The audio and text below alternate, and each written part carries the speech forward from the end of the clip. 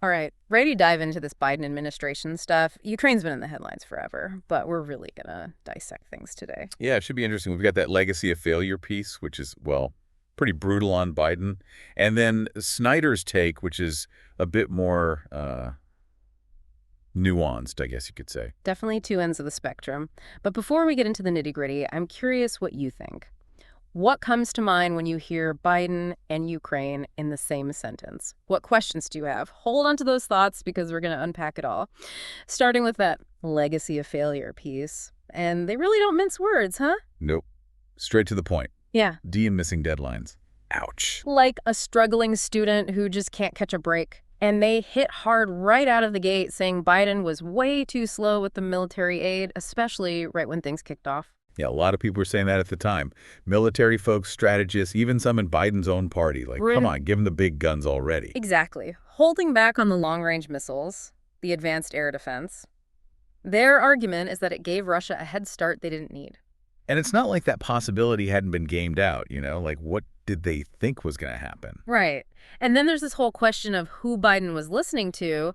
The author really goes after him for leaning on diplomats over, the guys who've actually seen combat. Yeah, they name drop Jake Sullivan, the national security advisor. Yeah. Like, he's the poster child for over-reliance on diplomacy. Which, in fairness, is kind of his job. But it does make you wonder, where's the line? When does caution, even if it's coming from a good place, become counterproductive? Especially with a bulldozer like Putin, right? And that's another big theme in this legacy of failure piece. They're saying Biden's whole let's not poke the bear act when it comes to nuclear threats, it kind of plays right into Putin's hands. So basically, being too afraid of escalation just makes escalation more likely. That's the gist, yeah. It's like, Yeah. you ever play that game Chicken when you were a kid? Mm. Whoever flinches first loses. Mm. And the author's saying Biden's doing a whole lot of flinching. And they connect that back to the whole misreading of Ukraine thing, right? Like, they argue that the administration underestimated both the Ukrainian military and just how much fight the people had in them. Totally. It's like they were stuck in this, oh, poor little Ukraine mindset, while the Ukrainians were out there, strapping rockets to tractors and taking out tanks. Yeah. It's almost like they're saying Putin's playing 3D chess while the U.S. is over here with checkers. That's a perfect way to put it. This whole legacy of failure piece is basically saying the Biden administration has been outmaneuvered and outmatched at every turn. Oh, yeah, totally outclassed, at least according to that piece. But let's bring in Snyder now, right? He's got that whole to be or not to be piece, and you mentioned he's like a Ukraine expert, yeah. Yeah, he's written tons about Ukraine, so his perspective on all this is essential listening, for sure. And he doesn't pull any punches either, but in a different way. It's less about Biden screwing up and more about, like, the bigger picture of how to deal with someone like Putin. Okay, so less about blame, more about strategy. Exactly. And one of his big arguments is that Russia will only really come to the table when they're backed into a corner. Makes sense. Nobody negotiates from a losing position if they think they can still win, right? Right. So Snyder's saying all this talk about getting Putin to the negotiating table, it's pointless unless the situation on the ground makes it his only option. Which kind of connects back to that whole delayed aid thing from the first article, doesn't it? Totally.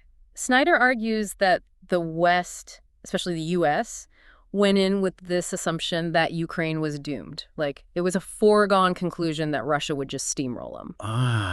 So that hesitation, that slow drip of aid, it was almost like they were trying not to get too invested in a lost cause. That's what Snyder's saying. Yeah. And he argues that it backfired big time. It gave Russia breathing room, let them dig in, and made it a much tougher nut to crack. So both pieces, even though they come at it from different angles, are saying that how quickly and decisively the West responded, or didn't respond, has been crucial. Absolutely. But Snyder also gets into this other aspect of the conflict that I found really interesting. The whole psychological warfare thing, like how Russia uses nuclear threats to mess with our heads. Oh, yeah, he talks about that a lot. Yeah. It's like they know exactly which buttons to push to freak everyone out. And Snyder argues that it works way too well. He says America especially is way too susceptible to this kind of fear-mongering. We're all about anxiety management, as he puts it, instead of, clear-headed strategic thinking. Right. It's like we're so afraid of the what if that we freeze up and can't see the bigger picture. Which, ironically, might make the what if more likely. Exactly. It's a self-fulfilling prophecy. And then there's this whole other layer that Snyder brings up, which is just how different this whole thing looks from our comfy chairs versus what's actually going on in Ukraine. Oh, yeah, the reality on the ground. Yeah. He does not let you forget about that. Like, he's got this one part where he compares how we talk about the war here, reputations, hurt feelings, political points. Versus, bombs raining down, people being tortured, executed. It's brutal, and it's a reality check. It's so easy to get caught up in the abstract when you're not the one living through it. Totally.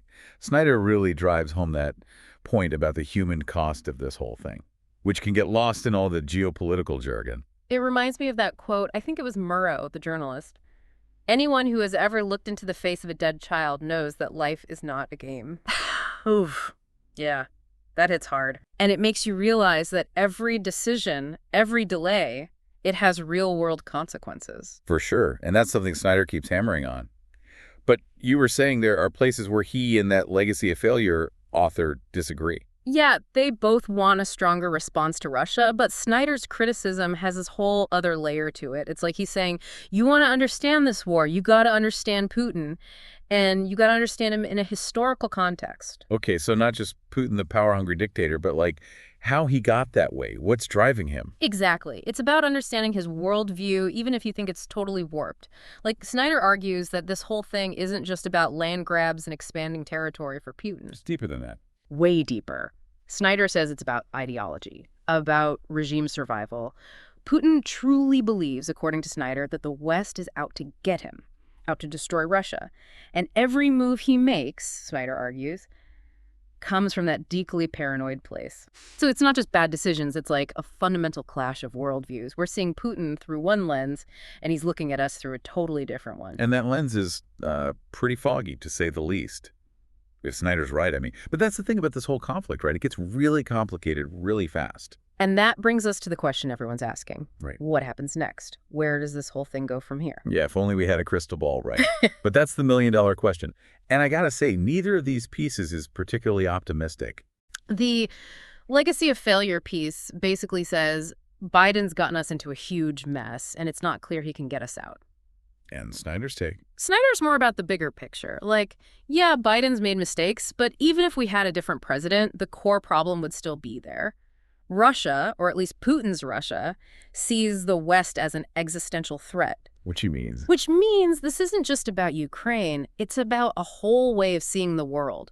And that's not something you can solve with a few stern tweets or another shipment of javelins. You're hitting on that precedent thing Snyder keeps bringing up, right? Yeah. Like, how this whole thing plays out in Ukraine, it sends a message to the rest of the world. Totally. If Putin gets away with it, if he manages to gobble up a chunk of Ukraine or even topple the government and install a puppet regime. Well, everyone's watching, right? Exactly. And not just watching, but maybe even taking notes. Who's next? That's the question that keeps popping up. Especially when you look at China. They've got to be watching this whole thing like a hawk. Oh, absolutely. Taiwan's got to be feeling pretty nervous right now, don't you think? Yeah, you can bet they're watching this whole thing very, very closely. And probably wondering, if Russia can get away with this, what's stopping China from making a move on Taiwan? And that's terrifying. Because if this conflict spills over, if it draws in other major players, well, things could get out of control pretty quickly. It's like that old saying, right?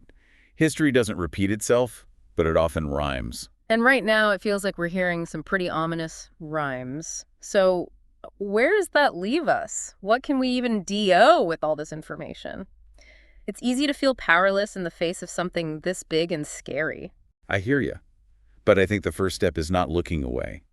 It's staying informed, staying engaged, and not letting this stuff fade into the background noise. Because ignorance is not bliss. Not even close. Yeah. It's easy to get overwhelmed by the news, especially these days. But we can't afford to check out.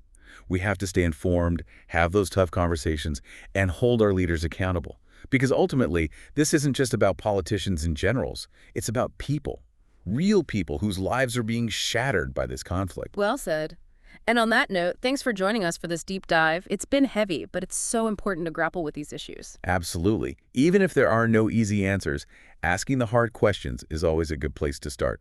Couldn't agree more. And to everyone listening, thanks for being here. We'll keep digging into these critical topics, but for now, stay informed, stay engaged, and most importantly, stay hopeful. We'll see you next time.